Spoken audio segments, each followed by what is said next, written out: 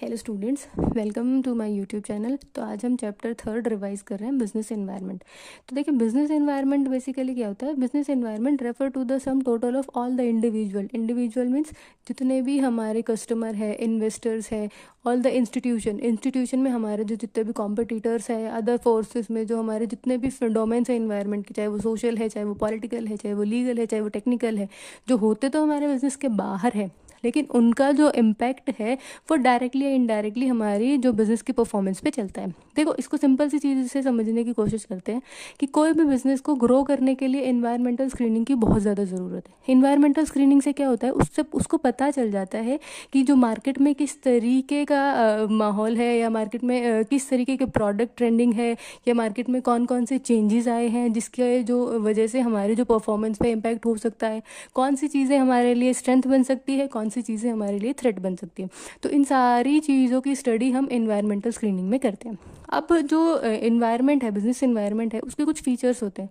तो उनको समझने के लिए हमने एक छोटी सी ट्रिक बनाई है। ट्रिक क्या है? इट्स कर्ड में किस तरीके से कि बिजनेस इन्वायरमेंट हमें कर्ड की तरह से दिखता है, कि हम उसको इंडिविजुअली तो बहुत इजीली स्टडी कर सकते हैं, लेकिन उसके कितने सारे यूजेस है, उसको हम कितने तरीके से यूज़ कर सकते हैं। तो उसी तरीके से हमने ये एक ट्रिक बनाई है, इट्स कर्ड। तो इसमें I stand for interrelated, T stand for totality of all the external forces, S stand for specific and general forces, C stand for complex, U stand for uncertainty, R for relative concept and D for dynamic. अब फटाफट से इन feature को समझने की कोशिश करते हैं।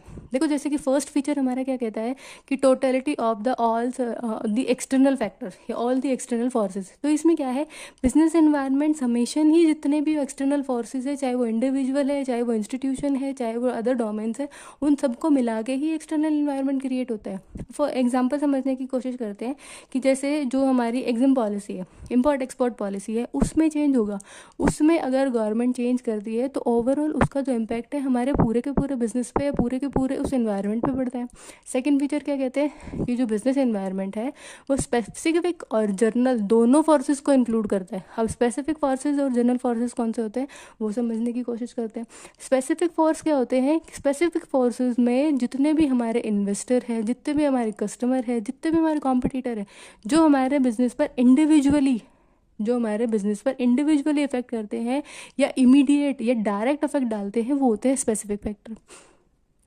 और जनरल फोर्सेस क्या होते हैं कि जो इनडायरेक्टली हमारे बिजनेस पे इफेक्ट डालते हैं, जैसे कि गवर्नमेंट ने अपनी पॉलिसी में चेंज कर दिया, हमारे जो सोशल एनवायरनमेंट में किसी तरीके का चेंज हुआ है, कोई भी नया लॉ आया है जिसके इम्प्लीमेंटेशन से हमारे इन्वायरमेंट में चेंज आया है, उसकी वजह से हमारा बिजनेस इम्पैक्ट हो सकता है। कोई भी न्यू टेक्निक है, उसका इनोवेशन हुआ है। तो XYZ जितने भी फैक्टर होते हैं जो डायरेक्टली नहीं डालते लेकिन इनडायरेक्टली उनका हमारे परफॉर्मेंस पे बहुत इफेक्ट पड़ता है, और जो सिर्फ एक इंडिविजुअल जो एंटरप्राइज है उसको अफेक्ट नहीं करेंगे, वो पूरी की पूरी इंडस्ट्री को अफेक्ट करते हैं। अब बात कर रहे हैं जनरल फोर्सेस की। तो जनरल फोर्सेस या जनरल फैक्टर्स क्या होते हैं जो किसी भी बिजनेस पे डायरेक्टली अफेक्ट नहीं करते, वो इनडायरेक्टली अफेक्ट करते हैं, और एक इंडिविजुअल बिजनेस पे अफेक्ट नहीं करेगा। जो जितने भी हमारे जनरल फोर्सेस है उसका एक पूरी की पूरी इंडस्ट्री के ऊपर इम्पैक्ट पड़ेगा। अब क्या क्या, गवर्नमेंट ने इकोनॉमिक पॉलिसी चेंज कर दी है, कोई नया लॉ आया है, कोई नई गवर्नमेंट आई है, न्यू टेक्निक आई है, तो वो एक इंडस्ट्री को अफेक्ट करती है और डायरेक्टली नहीं, वो इनडायरेक्टली अफेक्ट करेगी। अब उसके बाद हमारा थर्ड है कि जो बिजनेस एनवायरनमेंट में जितने भी एलिमेंट्स होते हैं वो सारे के सारे इंटर रिलेटेड होते हैं। इंटर रिलेटेड मीन्स कि अगर एक में चेंज हुआ है तो उसकी वजह से दूसरे सेक्टर में चेंज होना तय है।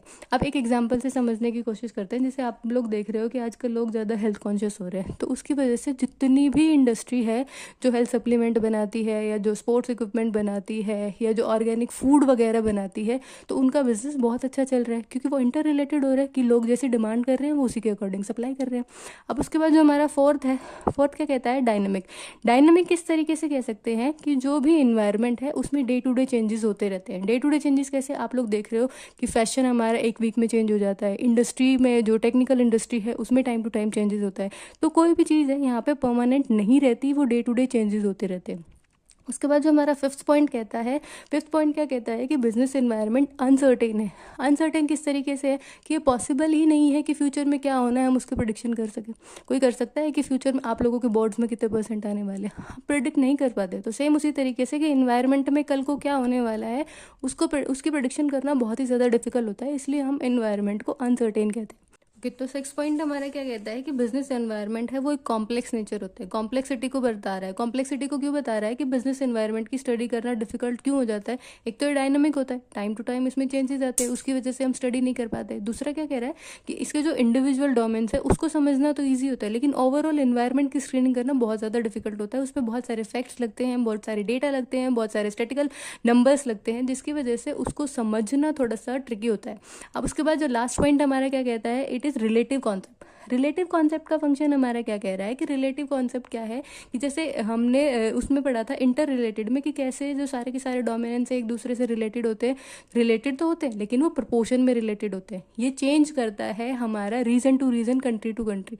जैसे अलग अलग कंट्रीज़ की अलग अलग पॉलिसी होती है, जिसकी वजह से उनके एनवायरनमेंट पे इम्पैक्ट भी अलग अलग होता है।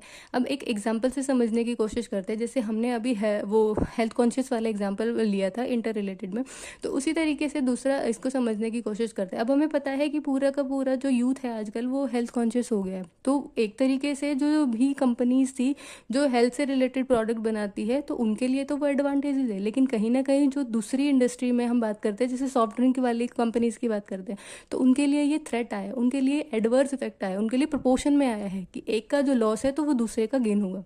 तो ये सारे हमारे इन्वायरमेंट के फीचर्स थे। अब हम रिवाइज करते हैं इंपॉर्टेंस ऑफ बिजनेस इन्वायरमेंट। तो बिजनेस इन्वायरमेंट की इंपॉर्टेंस को याद करने का एक ट्रिक है, वो सीपीटी टॉपर है। यहाँ पे आप जितने भी कैपिटल लेटर्स देख रहे हैं वो हर एक कैपिटल लेटर किसी ना किसी इसके इंपॉर्टेंस को डिनोट करता है। जैसे सी है, सी स्टैंड फॉर जो coping with rapid changes, P stand for improving performance, T stand for identifying threats, and another T stand for tapping useful resources, O for opportunities, and P for planning and policy. तो one by one करके इनको जल्दी से समझने की कोशिश करते हैं। फर्स्ट पॉइंट हमारा क्या कहता है कि बिजनेस एनवायरनमेंट क्यों इंपॉर्टेंट है, तो उसके लिए क्या कह रहा है कि बिजनेस एनवायरनमेंट को जब हम स्कैन करना शुरू करते हैं तो हमें पता चलता है कि हमारी इंडस्ट्री में, हमारी इंडिविजुअल इंटरप्राइजेस के लिए कौन कौन सी अपॉर्चुनिटीज़ है और उन अपॉर्चुनिटीज़ का हम एडवांटेजेस ले सकते हैं। फिर उसके बाद सेकंड पॉइंट हमारा क्या कहता है, थ्रेट। अब जैसे कि मैंने आपको शुरू में ही बताया था कि इन्वायरमेंट की जब हम स्क्रीनिंग करेंगे तो हमें हमारे बिजनेस के लिए अपॉर्चुनिटी और थ्रेट दोनों का पता चलता है। फिर उसके बाद थर्ड पॉइंट क्या कहता है, it's help in assisting in planning and policy formation. अब बिजनेस इन्वायरमेंट की जब हम स्टडी करते हैं तो हमें पता चलता है क्या क्या चेंजेस है, जिससे हम हमारी एंटरप्राइज के लिए जो भी पॉलिसीज़ बनाते हैं या जो भी प्लानिंग करते हैं उनमें भी हमें बहुत हेल्प होती है। फिर उसके बाद फोर्थ पॉइंट हमारा क्या कहता है, it's help in tapping useful resources so that the enterprises can convert them into output that the environment desire. अब उसमें क्या कहता है इस वाले पॉइंट में हमारे पास कि जब हम इन्वायरमेंट की स्क्रीनिंग करते हैं तो ये एक हमारे पास एडवांटेज हो जाता है कि हमें पता चलता है कि मार्केट में कंज्यूमर किस चीज़ की डिमांड कर रहा है और उसी के अकॉर्डिंग हम हमारे रिसोर्सेज को कन्वर्ट करके मार्केट में उनकी सप्लाई कर सकते हैं। फिर उसके बाद नेक्स्ट क्या है, it's help in कॉपिंग with the rapid changes. हमने उसके फीचर्स में भी पढ़ा था कि एक डायनेमिक है, टाइम टू टाइम इसमें चेंजेस होता रहता है।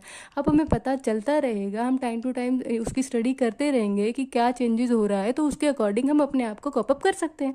अब उसके बाद नेक्स्ट है हमारा, it's help to improve performance by continuously monitoring the environment and adapting suitable practices. अब लास्ट पॉइंट हमारा है, ये तो समझ में आने वाली चीज़ है, क्या कहता है कि जब हम रेगुलर स्टडी करते हैं एनवायरनमेंट की, रेगुलर स्क्रीनिंग करते हैं, तो हमें पता चलता रहता है कि क्या क्या चीज़ों में हमें चेंज करने की ज़रूरत है, क्या क्या चेंजेस हमें लाने की ज़रूरत है, क्या हमारे इन्वायरमेंट में चल रहा है, कौन सी पॉलिसीज़ में चेंज हुआ है, क्या मार्केट में नया ट्रेंड आया है, किस तरीके का जो भी माहौल है वो चल रहा है, तो उसके अकॉर्डिंग हम हमारी परफॉर्मेंस को इम्प्रूव कर सकते हैं। तो इस वीडियो में हमने हमारे बिजनेस एनवायरनमेंट के मीनिंग को समझा, उसके फीचर्स को समझा, उसके इम्पॉर्टेंस को समझा। ये हमारा क्विक रिवीजन था। आई होप ये आपको बहुत हेल्प करेगा आप लोगों के रिवीजन में। बाकी stay tune for more. Thank you.